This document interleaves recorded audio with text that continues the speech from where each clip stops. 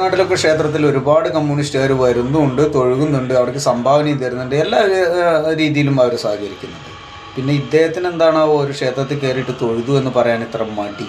ഒരു ക്ഷേത്രത്തിൽ പോയിട്ട് ഞാനൊന്ന് പ്രാർത്ഥിച്ചു, ഒന്ന് തൊഴുതു എന്ന് പറയാൻ പോലും നട്ടലില്ലാത്തവരായി പോയല്ലോ കമ്മ്യൂണിസ്റ്റുകാരെ നിങ്ങൾ. കമ്മ്യൂണിസ്റ്റ് പാർട്ടിയിലുള്ള മറ്റു മതസ്ഥർ അവരുടെ വിശ്വാസത്തെ അവർ മുറുകെ പിടിക്കുന്നില്ലേ? പിന്നെന്താ അതിൽപ്പെട്ട ഹിന്ദുവിന് മാത്രം അത് പാടില്ല എന്നുണ്ടോ?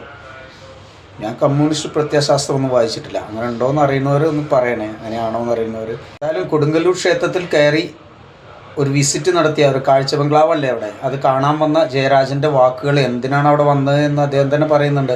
അത് നമുക്കൊന്ന് കേട്ടാലോ. പ്രാർത്ഥിക്കുന്ന ഒരു കാര്യവും അവിടെ നടന്നിട്ടില്ല എന്ന് ഈ ജനം TV പ്രക്ഷേപണം ചെയ്ത ദൃശ്യങ്ങൾ തന്നെ വ്യക്തമാണല്ലോ. ഇന്ന് എറണാകുളത്ത് ഒരു കേസിന് വരുന്ന ഘട്ടത്തിൽ അവിടെ ഇടയ്ക്ക് ചായ കുടിക്കാൻ ഒരു ഹോട്ടലിൽ കയറി. അപ്പോൾ അത് കൊടുങ്ങല്ലൂർ കാവിൻ്റെ തൊട്ട് മുന്നിലാണ്. അപ്പോൾ കൊടുങ്ങല്ലൂർ കാവിൽ ഇതേവരെ ഞാൻ സന്ദർശിച്ചിട്ടില്ല. അപ്പോൾ അതിൻ്റെ ഭാഗമായി ഇന്ന് സന്ദർശനം നടത്തണമെന്ന് തോന്നി. അങ്ങനെയാണ് പോയത്. യഥാർത്ഥത്തിൽ ആ സന്ദർശനത്തിന് വ്യക്തമായിട്ടൊരു ഉദ്ദേശം ഉണ്ടായിരുന്നു.